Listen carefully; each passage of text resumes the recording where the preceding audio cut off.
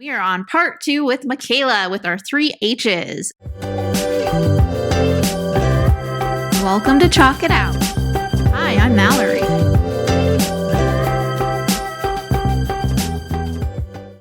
Last episode, we talked about higher education, our experience to go to college, and now we're going to talk about high school. I do not live in the high school land. I've always taught either early childhood all the way up to 8th grade, so I'm glad we have an expert in the house.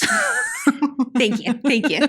All right, so tell us, you've taught high school, and for how long? How many years? I taught high school for 7 years. Right now I'm not teaching actively, but I did solid 7 years. Oh my gosh. Wow. Yeah. Okay, that's a lot of years in high school. All at the same school? Same sort of schools, no. So I did 3 years and 2 years and a couple years here and there over there. All right. Online. That's good. So you're diverse here. Yes. I've taught in a couple different environments. All right. So the Colorado Sun says that in 2025, the graduation rate was 85%, which I was like, okay. And I know for a fact that my district and the other Denver metro area districts are working really hard to increase that number. Yeah. And I think we have made some progress, at least in my district. But interesting enough, what are your thoughts on the 85% graduation rate?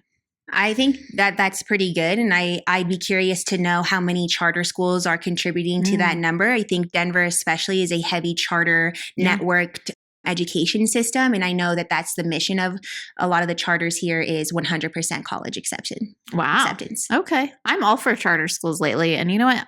Denver is doing a pretty good job with some of their charter schools. I've been looking at their data and kind of watching that. They're growing. Yeah. Even our own neighborhood may be getting possibly another DSST school. So a K-12, I find that fascinating. But I think people want different things than a public school can necessarily give them. So yeah, absolutely. Options. Love options. Yes. Okay. So tell us about what was your schedule like on a day-to-day basis? So my experience teaching high school in Denver has been in the charter system. And in 2013, 2014, we were showing up to school at 7:25 sharp as teachers. And our day with students started at 7:45 and students weren't dismissed until 4:05. So very, very long days for students. Day. Yeah. So right now students start at 7:45 and they're out at 2:30. Yeah. And I don't know why we were still in for like 2 literally more hours. Oh, wow. Yeah. Okay. That's incredible. I think it's a little bit shorter now the day, but not by much. That the charter schools really do emphasize being in the building. Yeah. No, I like that. Okay. So tell us about did you have different periods? How long did you have to plan? Yeah. So, I think typical planning structure, you had to turn in lessons plans the week before for review, just to make sure, I guess you had something planned for the next year or the next week, excuse me. But yeah, we had a block schedule. So I would see, 5 classes a day and maybe had 2 off blocks. Okay. Or maybe it was 6. I can't exactly remember in person, but yeah, I think it was 6 and I had 4 classes a day. Okay. How long was one period then? So if we weren't on one of these schedules, we had 56-minute classes. And then there was one day where classes, or 2 days maybe, that were 90-minute classes. Oh, wow. 90 minutes is a long time. Yeah. Okay. A long time to plan too. Yeah. And tell me more about your lesson plans. Did you have to use the same template, or could you turn in slides? Did it have to be on a doc? What? I mean, so in our network, in our district, we were writing all of our material and content. We had guidelines and certain little things like books and stuff that we were doing. But I mean, I was writing this curriculum from my own experience, my own stuff. There was some stuff that was passed down from the teachers that were there before me, but it was all on me. I created all my slides brand new, all my worksheets, everything. And it was kind of a free-for-all, just had to stick to a standard? Yeah, so we would backwards plan. So we did, universal lesson planning. So we would have our standards. We would take the ACT. So every quarter, teachers were taking the ACT, and then we were backwards planning from those tests and making sure we were hitting standards. So we had we called them data days. And so we were analyzing students' test scores. We were analyzing their PSATs, their ACTs, and consistently being told and held accountable to, writing rigorous content that aligned to that. Wow. I'm just like shocked. Some schools I worked at, I had to turn in my lesson plans and some I did not. So very fascinating. Yeah, had to turn them in. Okay. I think the more veteran you got and the more trustworthy you got, you had a little bit more lenient. Like, I mean, they were, hey, I'm going to get this to you Monday. I'm going to work on it this weekend type of thing. But yeah, the expectation was somebody else's eyes were also going to be on that. Wow. And that was like admin that looked at it? Yeah. So we had specific coaches that sat in admin, usually experts, much smarter than me that would look over it and just make sure that we were hitting every nail that we needed to. Oh my gosh. Fascinating. Okay. Wow. That's so interesting. Yeah, I've probably taken like 17 ACTs in my life. Like just like we were like taking full tests. If my kids need a tutor, I would go to. Deductive reasoning is our best friend. Love it. Could be an advertisement. Yes. That's funny. Okay, so you had those like data days. Yeah. Did you have like professional learning communities within your content? Yes. Then? Okay. Yep. How often? Weekly. I mean, I think we would match like 225 learning hours easily in a semester. Wow. The amount of data days and professional development days and just one-on-one coaching that we all received. I think that's why I was able to accelerate through my alternative licensure program. Instead of doing it 2 years, I got it done in one, because even from MSU's Metro State's perspective, we were excelling. Teachers were held to such high standards at that time. It was at KIPP. So did you feel like it was really a community of like, this is our data, it's not just my data? 100%. Some schools, people get their feelings hurt, honestly, because they're like, I feel like I'm getting blamed. But if you're at a good school, it should be, this is all of us. Our data. I do feel like it was a very team-oriented thing. Good. So I sat in on a lot of math professional development, because I taught a lot of remedial math for kids, even though I am a reading teacher. Math was where we struggled. And so I taught freshmen. And so we kind of transitioned my classroom into helping out with math and really getting kids back on grade level. And so we did reading too. But yeah, it was all hands on deck. And how does this sequence out all the way through 4 years? And what are you seeing in 12th grade? How can we fill that gap here in ninth grade? Wow. I love that. Gosh, sounds like a really good school. It was an amazing experience. Dang. Okay. What about teacher evaluation? So at charter schools, I'm not really sure how that works. Is there still an evaluation program that you use? Like we use RANDA through the CDE, but how does that work at a charter school? I think it's just in-house standards. And, basically, are you following the, rules and guidelines that we have in place? And if you are, then you should be good to go. Okay. Nice. Do you know anyone that they were like, bye? I knew some teachers that would get put on performance plans. Do they work with them to try to help them? Or is it kind of like, yes and no. There is so much politics kind of involved in schools too, and admin that comes and goes. And so I think if a teacher is getting put on a performance plan, but then admin changes, it just, sometimes things get fall through the cracks. But yes, they try to help. Yeah. Okay. Yeah. And it sounds like you have strong coaches. Yes. Okay. I had some great coaches my first year. The principal actually was my mentor and coach the first year. So I would be teaching my first year in the class, and he'd be back there, and, I would say something, like literally say something wrong, or not say something wrong, but like he would just catch something that could have been done better. And he would literally stop me in the lesson, come up to me and say, try do this, do that. And I mean, it was live, actionable, bite-sized feedback that it was immediately put into action, even within seconds of being in that moment. And so, I mean, I learned like that, things that were happening. I love that. I'm in the moment type of coach as well. And bite-sized feedback, not like, here's everything you did great and everything you did wrong. It's like, here's one thing today. Try that. And try it right now. And again, cut, let's do it. Honestly. It's the best way to learn. Okay. Man, I'm liking that too. So just really good. I loved, especially my first 3 years of teaching. Good. I love that for you. The best 3 years are always just so exciting, of all this energy and the kids. I don't know. Something about it. Nothing can go wrong. All the support. Yeah. Funny stories though, I'm sure. Yeah. Which leads me to behavior. So thinking about, I'm kind of thinking middle school and high school could be some similar behaviors, what I see at least, but I'm not sure. Do you have any funny stories about high school? I mean, I was thinking about this, and I mean, they're just all funny. I mean, I would say that freshmen are basically like grown 8th graders. They think they know everything, and it's just like any kid. You don't. My poor babies. So they go from being like the big honchos to, not. So they have this immaturity level of coming in. But funny stories, I don't know. They're goofy. Aside from thinking I was one of them, like a student, and if they could date me or whatever, just trying to make their own little YouTube videos in class, or I can't remember all the things. It's so random. They're great. Kids are fun. It's always a fun time. I was probably more nervous about my behavior and actions because I had such great coaches and leaders that I was sneaking around and having the janitors bring me my coffee so no one knew I just went to Starbucks and left my car on the side of the street with a flat tire. Oh no. Janitor, come get me. Yeah. Those are my funny stories of trying to that would be my luck because I'm such a rule follower. So the one time I probably tried something, that would happen. Exactly. That's exactly what happened. I'm like, I don't do anything wrong except for go and get a Starbucks and need the janitor to sneak that coffee in. Oh man, that's hilarious. The kids are like, what's going on? I'm like, shh. It's going to be fun. It's going to be fine. I got my coffee though. I got my coffee. We're going to make it through fourth period. Welcome to class. Thank you. You're like, I'm living my best life.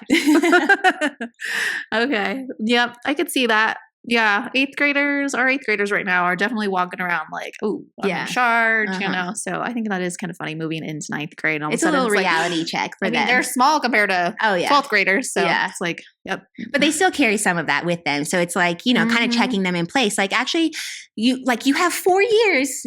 No pressure to figure out what you're doing with the rest of your life, but also what are you doing with the rest of your life? And they're like 14, with red fingers because they just ate a whole bag of hot Cheetos and their stomach hurts. And you're like, okay, well. That's my favorite. They're always like, oh, my stomach hurts. I'm like, what were you eating? Takis? I'm like, yes, this is why. Go get some milk. I don't know. Oh, golly. Yeah, a lot of kids at my school, they don't eat lunch, but they just snack. I'm like, oh, it has to be so bad for you.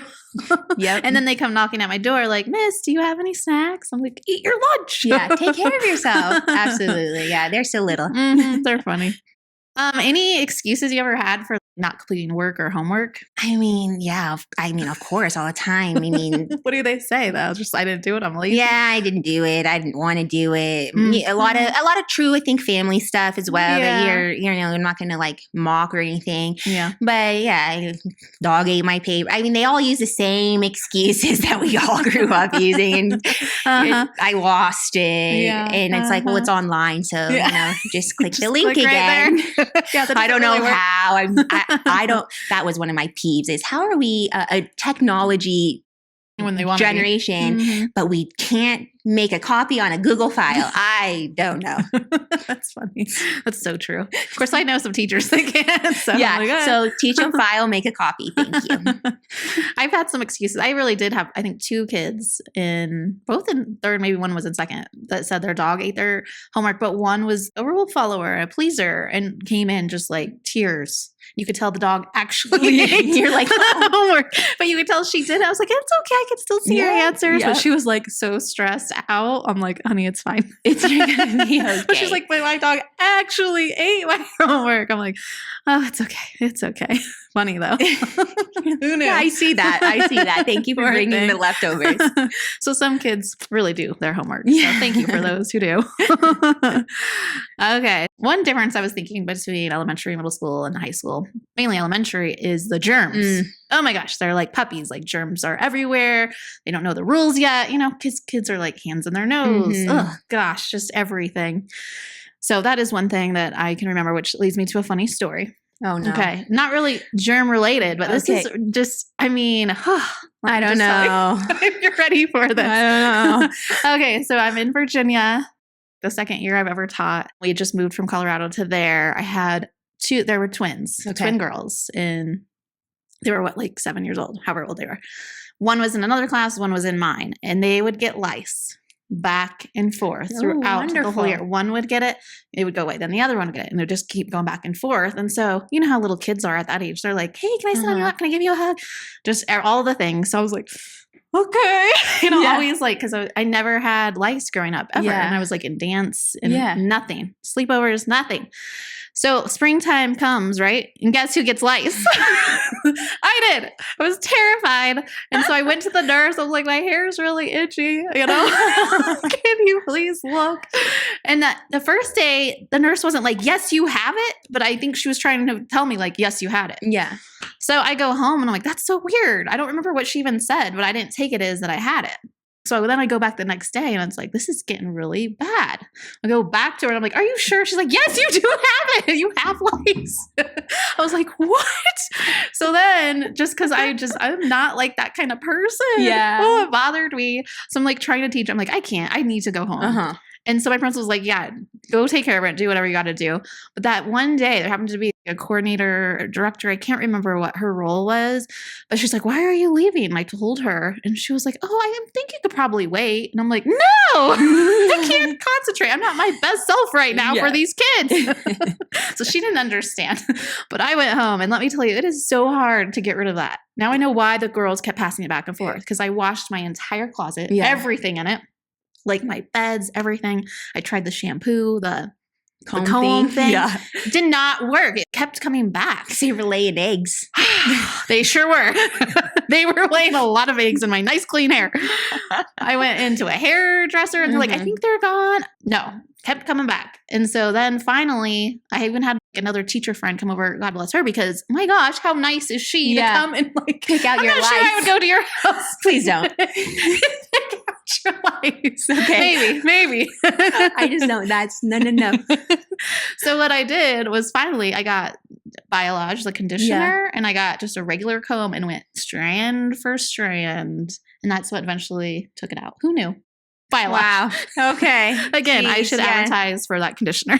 No lice breakouts in high school. Not to say it doesn't happen, but no. Yeah, it was terrible. And just poor two kids just going back and forth all year long. And I felt for them. And then finally I was like, oh no. That's crazy. Yeah. Yep. Keep your distance. No, germs in high school, I mean, of course, like kids get sick, but there was one, we had advisory. So we started and ended our day with advisory. And I think we had the biggest subscription to Clorox wipes. I don't know, because we be Cloroxing daily. My desk, my girls would be like, because they grew. I grew with my advisory. Okay. So I didn't just have freshman advisory. So once I had those girls, we stayed together. Oh, cool. And so they'd be like in junior year, they'd be like, make the freshmen clean their own desks. And I'm like, well, you do a better job at it. So we're going to leave that chore to you. So yeah, as much cleaning as we could do, we did. And I'm very OCD. So I mean, I was picking staples out of my carpet. I can't even have a staple in my carpet. I needed it spick and span. Like this place is our sanctuary. Keep it that way. That's what we need. And I think probably at the beginning of the year, if you're feeling sick, that is one thing you do not need my permission for. If you're running out the door, I am assuming the best in you, because that is not happening in my room. We are grown. We are too grown for that. Like, do something. So yeah, no horrid stories like that, because I would have screamed and I would have gone home. Yeah. Oh, the amount of just vomit that occurs in elementary too. No. And then you're like, the kids want like their mom, so they just want like a hug, and you're like, oh, okay, honey. Oh no, I'm sorry, I'm not nice. I'm sorry. Sit there by yourself. Don't walk them. I don't know. Don't touch me. Don't look at me. You stay over there. Don't breathe. Yeah, seriously, don't. Oh man. Okay. So when I think about high school, though, another key difference I think is just all the choices and electives and classes. Yeah. So I feel like elementary, you definitely don't get a lot of choice. You're with your teacher all day long. Middle school, you start getting some electives. But high school, I feel like that's what makes high school so fun. Right. It's more differentiated to your needs, and you can take what you want. So. Yeah. A little bit more joy there, and a little bit more ownership, especially when students are, whether it's athletics or music or the arts, I guess I should say, that ownership and performance becomes a real thing. And I think that's a great thing about high school is it's not just a teacher telling you that you need to be great. You have a coach telling you need to be great in all areas, not just on the field or not just in, on the studio or whatever, but in all areas, because I care too, and your team cares, and we want to see your best. And especially some of our athletes, this is the way you kind of pave your path for your future. This is how you get that full ride scholarship. So take it seriously that your number one job right now is that report card, and it's your paycheck. And when you turn that in, you'll get rewarded at the end for scholarships, full rides, like whatever those look like. And so definitely appreciate that about high school, is that there's more people, advocating for the best in kids. And they want to. It's theirs, right? I want to be on the song. I want to play. I want to be on the stage. I want to do that. So I need to have good grades in all my other classes. And then watching coaches walk into class, some of the kids that they were worried about, having a soccer coach or football coach in the back of the classroom because so-and-so needs a little bit of a push. You're welcome to sit. You know? They definitely, I feel like, have a lot more trusted adults. They're more motivated, driven. So I like that. And they can start their own clubs. You know, you put that kind of ownership on them too. It's like, oh, this doesn't exist. It's something I really want. Okay. Go ahead and start it. Yeah. You're old enough, Be a mature leader. enough. Exactly. Be a leader. Very cool. Okay, so any advice you would give to a student entering high school or a parent? I was thinking about this. You know, one of my favorite books I taught was 7 Habits of Successful Teens. And not necessarily that you should read that book before you go to high school, but I just think the principles of what the book teaches, maybe people haven't like been open to this mindset yet, but it's just of like beginning with the end in mind, or having, you know, putting first things first. And what does that mean? Or how to have a good, healthy social life, a good internet life, like your internet and social media present life, your emotional life, like just all those friendships. What does it look like to be a good friend? What does it look like to be a good student? And I don't know, just like having intentional conversations, because I mean, truly in 4 years, you're going to be 18. You're considered an adult no matter what you do, and your decisions will impact you for the rest of your life. And I think, you know, we're not really thinking about that in middle school or elementary, fair enough. But I think it's a thing that parents and kids should be thinking about. It's like, I have 4 years to kind of really decide how I'm entering the world. That's right. And who you are. Yeah. I love that. Okay. Not that you have to have it figured out, but just consciousness, the intentionality, those conversations, it matters. I love that. I think the parents should be involved with that 100%. too. Yeah. Okay. Thank you. I'm going to remember that when mine enter. It's a good scary book. thought. Yes. Yeah. And I love that you touched on like technology and just bullying and things like that. Because that's when, you start getting just, you know, oh, I'm going to do that because my friend's doing that. And it's like, no, don't give into that peer pressure. You want to be who you want to be and be kind. Yeah, definitely. And it's just such a hard, you know, we didn't grow up with social media in our world. So I can't imagine navigating. I mean, middle school alone is already a horrible experience. I think we can all agree about that, whether social media is involved or not. But now our kids today are navigating even just bots or complete strangers on some of these platforms that are coming at them. And it's sad. And I don't think you owe anybody that right to your like health. Yeah. And so just protect yourself and I guess care about yourself enough to know that some of that stuff's not important. And to back away. And hopefully families are having the conversation like, you need to stand up for others if you see this happening too, and shut it down, you know, which is really hard when you're in high school. And share, like hopefully you can find a teacher at your school or someone that you really trust and you can come tell. And those are always the most precious conversations you have, is when a student comes to you with some real stuff, they trust you with it. You know, in high school, we're dealing with pregnancies, we're dealing with, you know, drugs and violence and gangs and different things. And these are some real things that are happening in their lives. Like, so having someone that you can tell real stuff to and have someone in your corner is really, really important. If it's not at home, you know? Yeah, definitely. Everybody deserves a trusted adult. Yeah. All right. Well, that kind of wraps up our second H on high school. So thank you for your advice and your wisdom. That was fun. Yes. You're welcome.